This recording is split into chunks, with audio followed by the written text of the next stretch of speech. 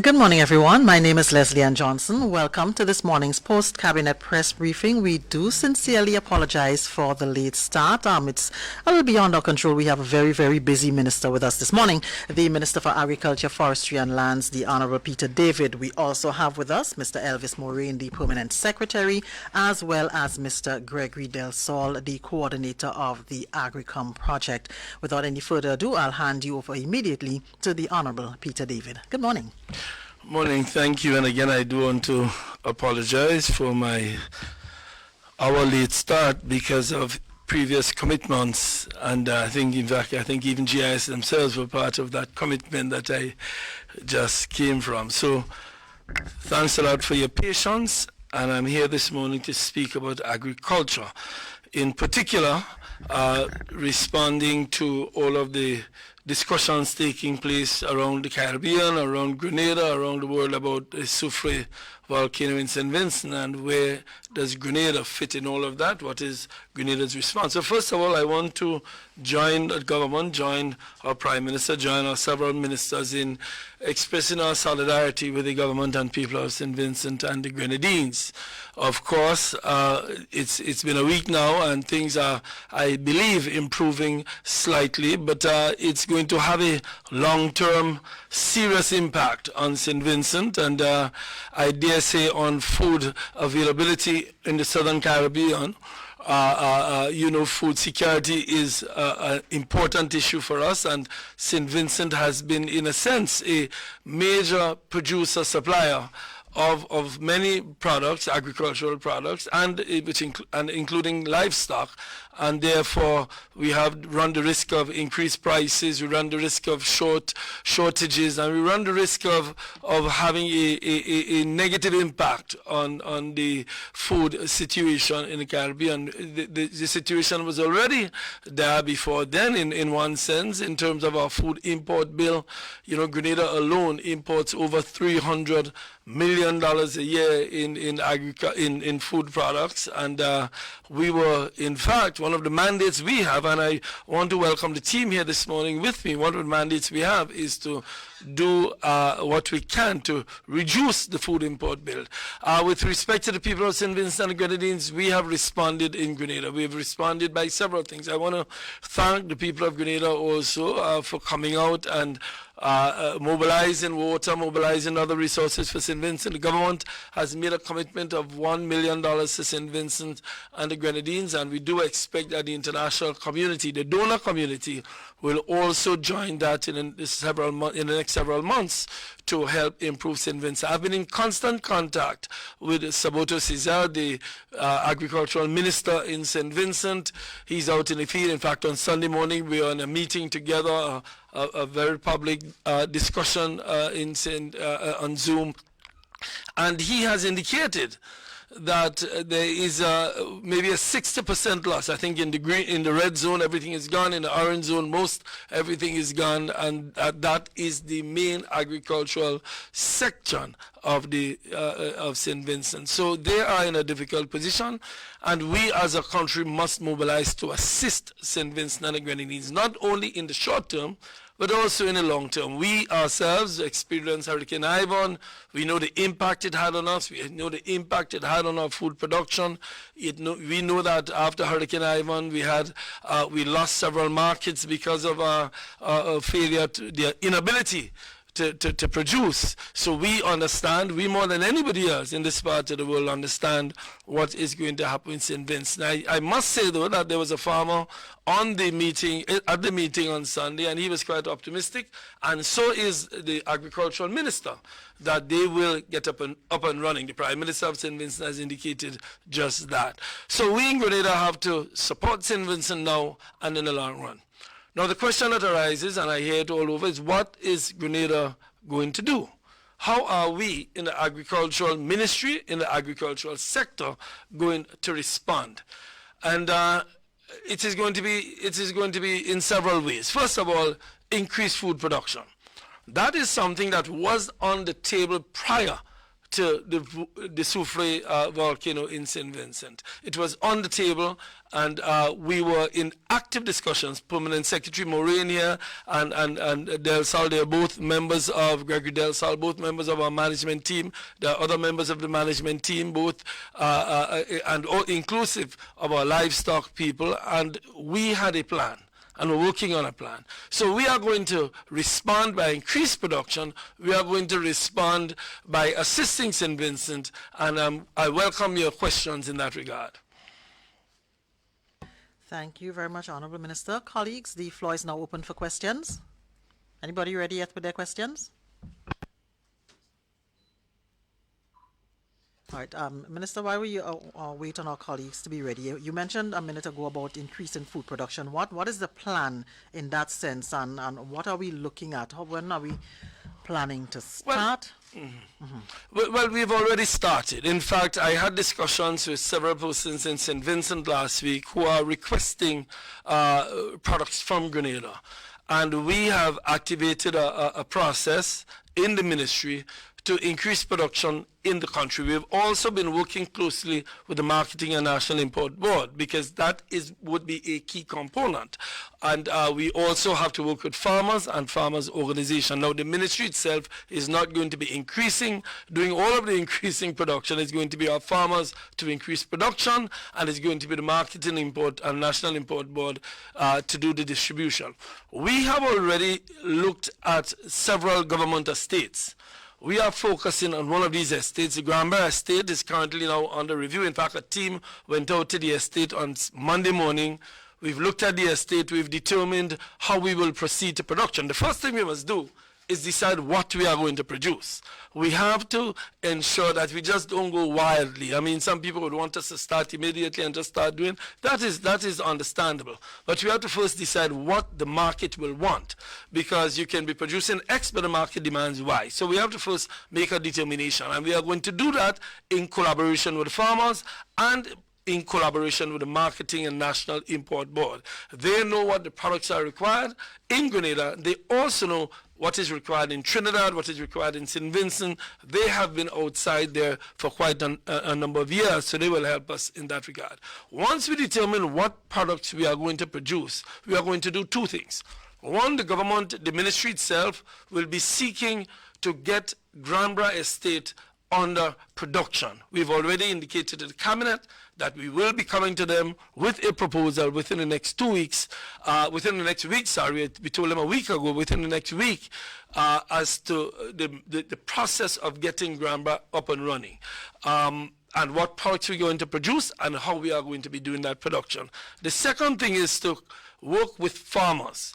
One of the shortcomings I think we have is lack of coordination with farmers, lack of coordination in terms of what is produced and how much is produced. So we are going to be talking to the farmers. We have our extension services, extension officers who are going to go into the market, find out what farmers are producing, what farmers are capable of producing, and we are going to help them in that regard, both with agronomical support, with the agronomy division helping them with the methods, and any other assistance they would need. In addition to that, as I said, we are going to utilize government lands. Remember also that the Youth in Agriculture program is about to be launched. That Youth in Agriculture program, we'll have a specific discussion on it at some point, but just in a nutshell, it would bring youth together to engage in agricultural production. Government providing the land through the land bank, and the youth coming together in cooperatives or individually, I think that to be determined, to increase production. So we are going to be doing that in order to satisfy the current shortages. But more importantly, we are looking at the long run.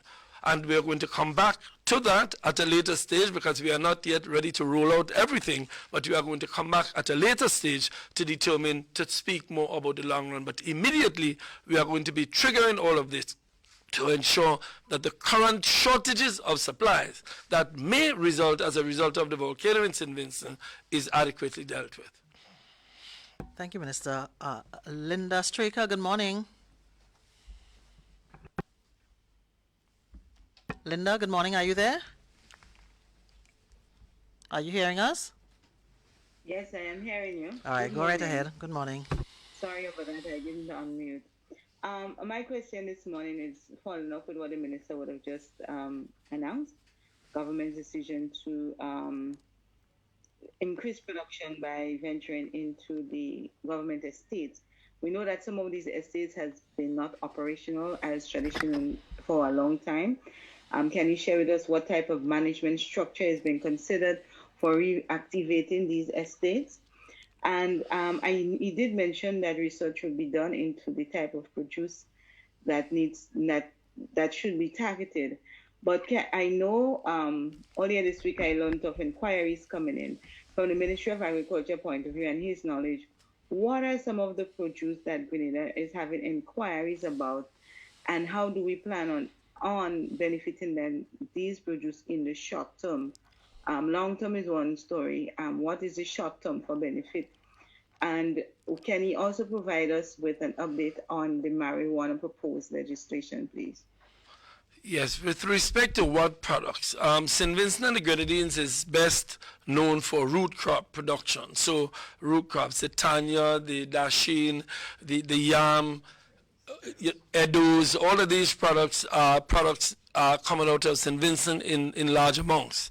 So there will be a shortage of that, of course. We have present production in the ground that we can utilize to satisfy the market. In fact, on the way to this press conference, I was in conversation with a gentleman in St. Vincent who is now trying to get products in order to feed the Vincentian population. And he's contacted us. He's in touch with the marketing board. So we are currently engaged in discussing with him what is his current demand, but also we know that St. Vincent has supplied these root crops, and that is well known throughout the region that they are the best at that in the Southern Caribbean. So certainly we are going to be increasing production in that, and we are going to be working with the farmers to see what current production is, and then make a determination of the extent of our operations going forward. With respect to the management structure, we are going, as I said, we have, there's one government estate, the Bellevue estate, which is currently commercialized. So there is a person who is managing it the company is based in Trinidad. We are going to be talking with them to discuss how we work with them to increase production on Bellevue. But with respect to the other estates, the Grand Bras, the Mount Rule, we currently have somebody who manages the estate. We are going to work closely with our agronomy division based in Maribor, St. Andrews, and they are going to be coming together, the agronomy division, along with the manager, and to assign a senior agronomist to the estate to ensure that production is enhanced. I believe we can make it work. I know there have been several attempts over the years, and there have been some difficulties, but the structure is going to remain under the ownership of the government. But there's also a proposal to allow certain private entrepreneurs through the Youth in Agriculture program and through the other mechanisms to partner with the private sector to get investments. I have said, and I repeat here, maybe some persons won't agree with me, but I do believe our private sector needs to invest more in agriculture. I think our private sector needs to see agriculture as a profitable enterprise. And therefore, I am calling on the private sector as we sit here to come forward with capital to invest. There are many persons who are now interested in agriculture, particularly in a post-COVID period, who want to do some production. I have heard many wonderful proposals from young people. The biggest problem is capital. So we are going to be working with the private sector. We are going to be working with the banks, with all of the financial institutions to see if we could get capital to partner with labor and to partner with the land to ensure increased production. So that is what we envisage going forward, and we are going to be having discussions on these. I must say at this time also that sometime in May, late May, we are planning a major conference on agriculture where we are going to bring the farmers, we are going to bring our international partners, our regional partners, the FAO, ICA, UNDP, all of them together. We are going to be bringing our livestock people, we are going to be bringing our suppliers together to talk about moving agriculture forward. We need to come together as a nation and treat agriculture as good business. You know, people talk about government's treatment of agriculture. I agree. Okay, I take criticism that we are not doing enough, but I also blame all of us. Because I said to some people the other day, you know, you have a family, and somebody is bright. So you tell them, go study medicine. The other one is bright. You tell them, go study engineering. Another one doesn't want to do either medicine or engineering, so you treat him as if he's not bright, but he may be bright. But you have not identified his talent. So you say, just go to agriculture. In other words, we as a nation must also treat agriculture as important. We must also see agriculture as good investment. We must also see agriculture as a way we can send our kids to study. You know, a gentleman called me yesterday from the U.S. He said, we have some scholarships for some people to study agriculture, but I ain't sure people in Grenada want to study agriculture at university. And I said, that's not true. It is just that our families don't encourage them to go study agriculture sufficiently. So I'm not only calling on the government, I'm not only calling on the private sector, I'm calling on all of us as a nation to treat agriculture as important. But we'll come back to that when we have the conference. We'll come back to a national discussion, and I do hope everybody gets involved. I'm quite excited about it, as you see, but that's because I believe agriculture is a wonderful, wonderful vocation, and it's also very good business. The Byron. Yes, Linda, I'm not trying to duck your question. I just put it in the back of my head. Yes, the government has indicated, and we are going to stick to that commitment, to bring some legislation for discussion shortly. The first step is not going to be for mass production. The first step is going to deal with the criminal justice issues, meaning that there are many young people who have been criminalized, or not criminalized, who have received criminal records because of possession of small quantities. We are going to discuss, have a national discussion on the small quantities. The proposals will come before several stakeholder organizations within the next couple of weeks, and we are going to discuss what has been done through the region, which is the decriminalization of small quantities of cannabis. Not legalization, decriminalization, meaning that you will not have a criminal record if you have a small amount, and you will be able to plant a few trees, maybe 2, 3, 4, I'm not sure what the final outcome will be. So certainly that piece of legislation will come before our stakeholder organizations within the next couple of weeks. With respect to cultivation, that is a larger, more difficult discussion. If you speak to other regions, even St. Vincent and the Grenadines, you know, I had a long discussion with Saboto in St. Vincent on that. It is not as simple as we make it sound. So the agronomists, the economists, the financiers, everybody have to come together at some future date to discuss where we go on cannabis. I neglected to say another area that is going to be decriminalized is the use by members of the Rastafarian organizations, which will be allowed, which the suggestion is that they be allowed to use it for sacramental purposes, as sacrament. Yes? Thank you, Minister. Nancy Maguire, good morning. Good morning. Good morning. I'd like to ask if you have an update on the activities of the Cabinet Subcommittee that's looking into the agreement with Caribbean Agro and the price of feed for farmers, particularly now that we're looking at increased live production in the future. Yes. And secondly, relating to that price of feed, there are some poultry producers that have complained that the price increases that they had to implement for their products as a result of the increase in feed prices back in February, they're not getting those prices from retail, some of the retail outlets. So I'm just wondering if you could update us on those two issues. Thank you. I didn't understand the last half of your question. You said the first thing is on the committee. The second part is that farmers were saying they did not get what? Are you hearing me now? Yes, I'm getting you. Yes. The price increase that they had to pay for their feed meant that they had to increase the price of chicken and eggs sold to the retailers. And some of the retailers are not paying those increased prices. They're not passing on the price to the consumers, and they're not paying the price to the farmers. All right. With respect to the first part of your question, yes, the Ministry of Trade is the lead ministry with respect to Caribbean Agro. There have been discussions between between Caribbean Agro and the Ministry of Trade. The PSA and the other colleagues have also been involved with that, but we do not have a conclusion yet. I believe a meeting is set up for later this week or early next week where the government is trying to work with Caribbean Agro to get reduced prices for feed. The fact is, and I agree with the farmers who say that unless we deal with the issue of the price of feed, we are going to not be able to deliver on our promise on the development of the livestock industry. I must say that livestock is critical for us. It's an integral part of the discussions we are having at the ministry.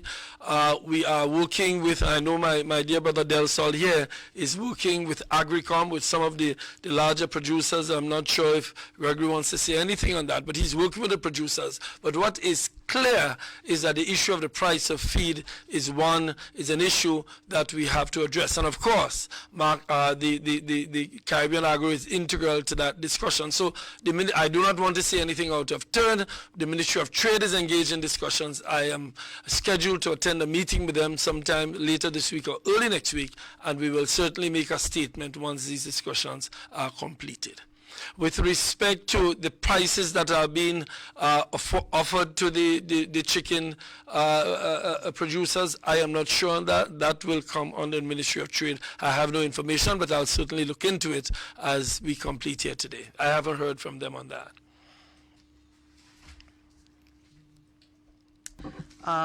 Good morning, MTV. Good morning, good morning.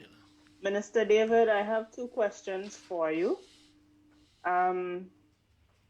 In terms of support for the livestock farmers, I know that you spoke about support for increase in production for Grenada, but we do have a large exchange from St. Vincent in terms of livestock supply.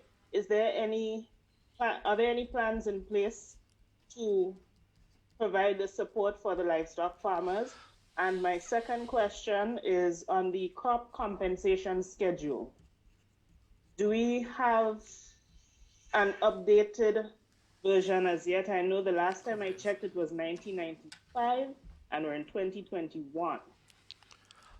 Okay, with respect to your second question, I will have my dear brother Del Sol address that, and then I will come back to the livestock thing after that.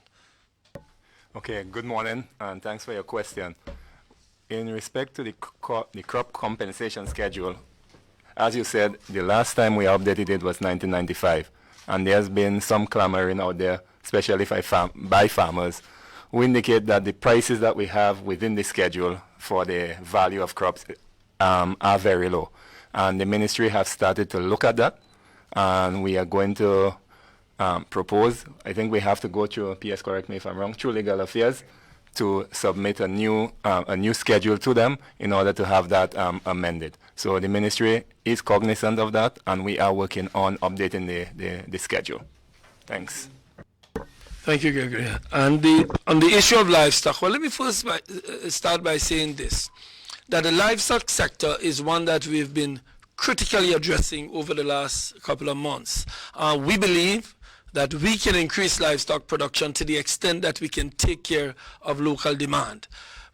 In terms of pigs, in terms of cows, in terms of sheep and goat, we can do that. There are some exciting new projects in livestock taking place around the country on the initiative of some private entrepreneurs. I want to commend them for their work, and I want to commend them for taking the plunge and investing in it and putting their money where their mouth is. I also want to commend our livestock people within the ministry. We have a team of 3 young vets who have all gone away, and they've trained, and they are now back excited to get work done to improve the livestock sector. They, for example, with respect to pigs, they have gone around the country and they have identified several pig farmers with whom they are going to work to improve the stock. They have also identified sheep and goat farmers. They've identified some cattle farmers. So they are working on that. They have submitted for our consideration a proposal with respect to artificial insemination in order to improve the breed of cows. So for example, rather than have cows that weigh 800 or 900 pounds, you have cows that weigh 2,500 pounds because of their breed. And we are now in the process. I think several years ago there was a similar program, more than 10, 15 years ago, maybe less, but that has not been repeated, and we are working with the gentlemen in the livestock sector and gentlewomen in the livestock sector to get that done. With respect to how that relates to St. Vincent, exactly. St. Vincent supplies a lot of livestock to us and to other countries in the Southern Caribbean. We have spoken to the government of St. Vincent. We have spoken through a local farmer to the farmers in St. Vincent, and St. Vincent is in a terrible state with respect to livestock, primarily because of lack of feed. You know, you can imagine what the ashes have done, what the ash has done to the bush and to the grass that they consume. So we are making arrangements, hopefully arrangements in the next couple of days, to bring to Grenada, of course, through our veterinary people, ensuring that disease-free and all of that, all of the protocols will be observed, to improve our stock, and maybe if we get sufficient, to distribute some to particular farmers who are interested in the program to improve their own stock.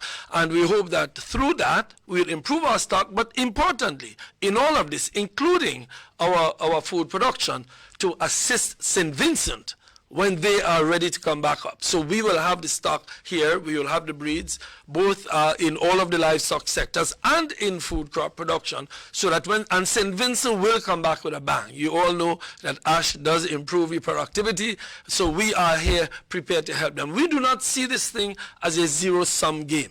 We do not see the crisis in St. Vincent as something that we will take advantage of. We see it as something where we will fill the vacuum, where we will ensure that food production continues, that food supply continues, that prices are stabilized, and that St. Vincent will receive from us what they need when they are ready to come back on their feet. There is enough demand in the Southern Caribbean, in the whole Caribbean, and throughout the world, if we get agriculture right in the Southern Caribbean. So that is not a competition between us and St. Vincent, or us and St. Lucia, or us and Barbados for that matter. It is simply all of us taking advantage of whatever comparative advantages we have to ensure that food production is increased, and to ensure that all of us in the region reduce that enormous, ridiculous, crazy food import bill that each of us has. Thank you very much. GBN, good morning. Good morning. Good morning to Minister. Minister Peter, I was wondering, the issue of predatory larceny is still a big issue as it relates to farmers. And while you are encouraging farmers to increase their production now, many farmers are still complaining that predatory larceny is still a big issue for them. And the predatory larceny department in the Royal Grenada Police Force is not as effective as they would have wanted it to be. So what promise do you have for farmers, or reassurance that when they do increase their production, they would benefit from their hard labor, or that they are protected from predatory larceny? Also, as it relates to marijuana, how soon will we be able to see the materialization of persons being able to grow these small amounts at home, and persons within the Rastafarian community being able to use the cannabis at small portions? With respect to the cannabis, as I indicated earlier, within the next, some legislation has already been drafted. It will be distributed in the next week or so to some stakeholders. We are going to await some responses. The government's position is that at this time we have small amount of cannabis, small amount, a few plants, and that should be on the table for public discussion, although we don't anticipate much public discussion because the public has already discussed and already decided. It's an overwhelming call. This is just my opinion. I believe there's an overwhelming call for the decriminalization of the small quantities. So I believe that should come. I said late last year, and I said earlier this year, that I anticipate by June we should be ready to bring that to Parliament. That is, if the public is as responsive as they seem to be at this time on the issue. With respect to pre-deal larceny, I've always said that if there are three issues that I hear when I go out, pre-deal larceny is always among and maybe top of the three. And you're absolutely correct. Farmers are devastated by that scourge, by these thieves who go out and steal people's produce. And these thieves must be dealt with. I have heard from the farmers, I have been out to the fields, I have seen their losses, and I feel their pain, and we have to respond. But our government, again, cannot wave a magic wand and get rid of pre-deal larceny. Be that as it may, we had discussions with the Commissioner of Police 2 weeks ago because we believe that the Royal Grenada Police Force needs to step up its operations in that regard. We had discussions with respect to revitalizing the Farm Watch program that apparently, I am told by some farmers, was going quite well. And we have to properly equip the pre-deal larceny unit. That is a shortcoming. But again, we have to get our communities on board. We have to get our people on board. We at the ministry are going to be, in fact, currently we're expecting a report next week to do all that we have to do with respect to pre-deal larceny. But I call on the communities. I call on the farmers themselves. I call on the people out there who are buying produce and selling produce that they know are stolen. Unless they come aboard, unless we have the communities on board with the issue, we are not going to stop it. So I call on the people to work with the farmers, understand the farmers. I call on the farmers to keep advocating. I will do as much as I can, but I agree with you with a question which suggests that yes, that is one of the major issues confronting farmers. And I have heard farmers, and I'm talking about serious farmers, who have threatened to leave the industry because of pre-deal larceny and the impact it is having on their business. So yes, we are going to put that at the top of the agenda, and in the conference that I spoke about earlier, we are going to unveil the new initiatives we have in that regard. I think the PS would like to say something on that. PS Moraine. Good morning to everyone, and good morning to the listening and viewing public. Just to support the submission that Minister just made relative to pre-deal larceny, what Minister missed is that we have developed a full communication strategy for the pre-deal larceny efforts since we had the amendments and so on of the legislation. And it's just a matter of us finalizing some of the things that he spoke about in the report, and then we'll be having a full launch of that PR strategy. We have developed so far jingles, we've had billboards, so we'll be unveiling all of this. This is to support the call that the minister made relative to the public, because we can lick the police if we want, but I tell you what, pre-deal larceny needs a collective effort to solve the problem. We would not be able to do this. We could have, because I mean, if you look at it already, the police are already outnumbered. So it's a conscious effort where persons have to realize that you are actually delving in someone's livelihood. I mean, this is what some of the farmers are using to stay afloat, to send their children to school, you know. So once we take that level, and I am confident based on the jingle, what I've heard and so on, and some of the rollout of the billboards, that we can help. But we need a collective effort. We need the entire population to be with us to understand the value of the fight against pre-deal larceny. We also want, I just want to make one point also. We talk about soursop and of course Brimnor Premier, and we call it the green gold and so on. And we have a very good market as we speak for the fresh produce into the US. I want to say to the public, we know that persons are involved and what they're doing is not right. You are distressing farmers. But I tell you what, one negative reaction by the farmer in terms of addressing that issue, and we get into the US market, and that's it. So our green goal would be no more. And I'm saying that to appeal to everyone to understand this fight is all of us. and not just the farmers and the police. No, excellent points. No, go ahead. Other questions. Okay. Was there another one that I missed? Yes, no. But somebody on social media is asking for an update on the GCA-GCNA merger. GCA-GCNA. Yes, yes. I've had an important question, very important question.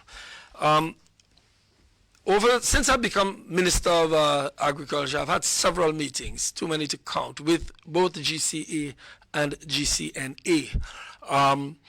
And the issue is not only the issue of merger and the other issues that have been discussed publicly, but the focus of the meetings always is how do we improve the nutmeg and the cocoa industries? How do we ensure that the nation is improved through the improvement of these industries? Because we are well aware that, I think it was George Bizan who called it black gold, nutmeg black gold, many years ago in a wonderful little booklet. And we have to recognize that our cocoa still remains premier on the international market, and our nutmeg still remains premier on the international market. So the discussions I've had with them have been, how do we improve the sector? In fact, I was amazed a couple of weeks ago in having discussions with them on how do we apply science, new science, to cocoa and nutmeg. And one of the instruments, and we'll talk more about it at a later date, that could be used to improve the science on cocoa and nutmeg is a PCR machine that we hear so much about in relation to COVID. But I'll get to the details of that a little later when myself and the cocoa and nutmeg boards, when we come to a conclusion as to how we utilize the PCR machines to improve the production in cocoa and nutmeg. With respect to the merger, we have had several discussions on that. In fact, I attended a meeting in Deluxe Cinema with a whole lot of farmers in the GCNA. I think it was a general meeting of GCNA farmers. And one of the farmers stood up, I'll never forget it, and said, listen, Minister, we don't have an issue with merger, We simply want to deal with the question of assets before we proceed to that stage. So that there are a number of issues that has to be sorted out before we get to the question of merger. The issues like assets, issues like what structure of organization, and we have set up a committee to discuss those issues as we proceed to have further discussions on the improvement of the cocoa and nutmeg industry. And I think we get caught up in all of these side discussions and lose sight of the major reason why government and farmers have to partner, because it's a partnership.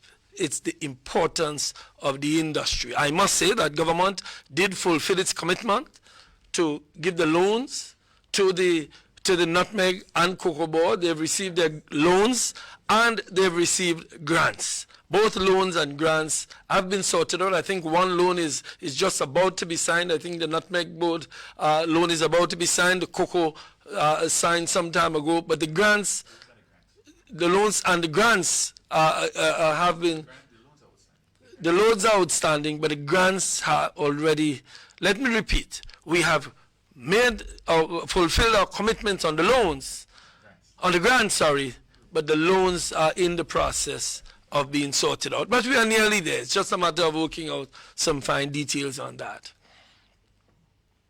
Thank you very much, Minister. MTV, you have another question? Yes, my final question. Poultry farmers have been complaining about production costs, saying that this is one of the main reasons that a lot of them are leaving the industry. Does the government have any plans to provide any assistance of any kind to help ease them with these costs? Well, the main production cost, as I understand it, is the cost of feed. And that the government has done what it can do with respect to concessions to allow reduced price, but we are currently, as I indicated earlier in response to an earlier question, the government is in discussions with the Caribbean Agro in order to get prices down. We believe that government must work with Caribbean Agro in that regard. And yes, we are going to do whatever we can to ensure that the price is reduced to the point where it is profitable. I do agree. With the small size of our economy, with the small size of our market, it is difficult to get the economies of scale that is required. What I do welcome is the coming into the market, the introduction into the market of about 3 or 4 major producers. What we envisage is through the Agricom project, and I think my dear brother Del Sol has been engaged with that.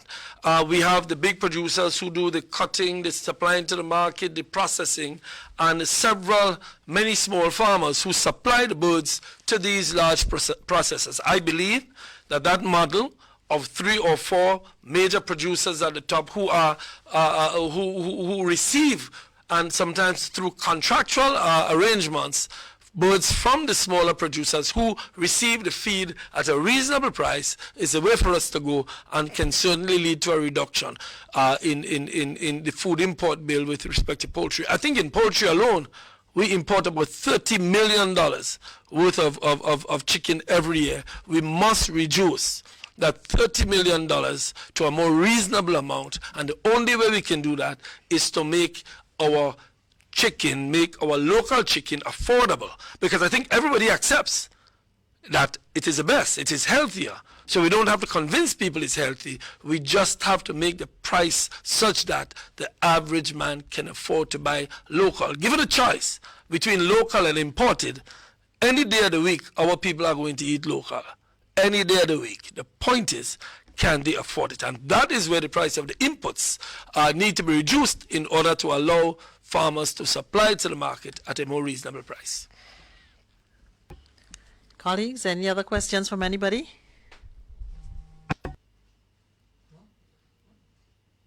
Right, it seems as though we've exhausted all questions. So, Minister, you have the opportunity to make any final remarks. Yes, thank you. Thank you for the opportunity. First of all, I want to thank the media for the excellent questions. I want to also thank our international partners who work with us in the Ministry of Agriculture, the UNDP, the FAO, ICA, all of these organizations who help us every day to achieve the objectives that we have set.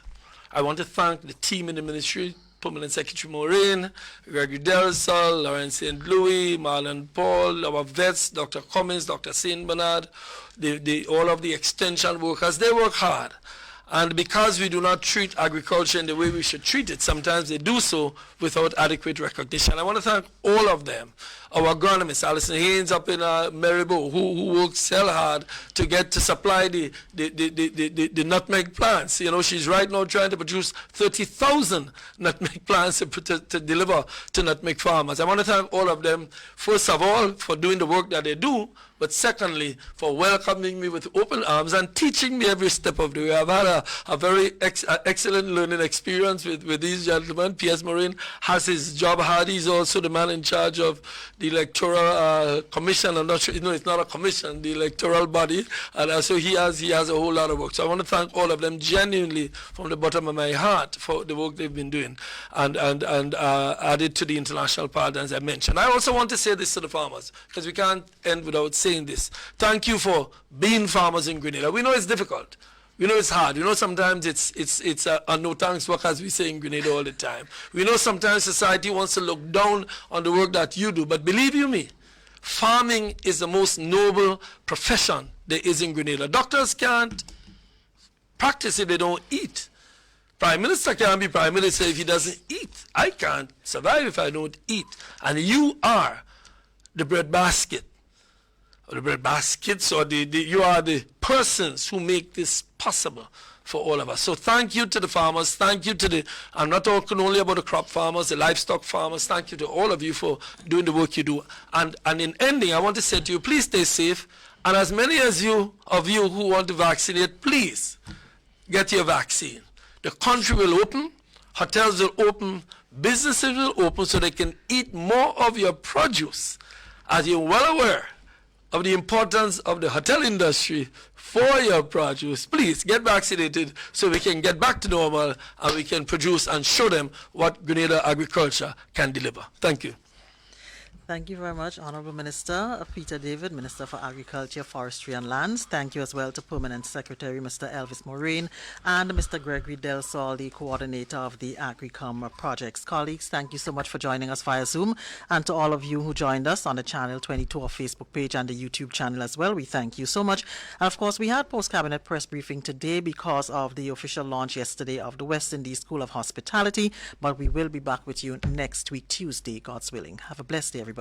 Thank you.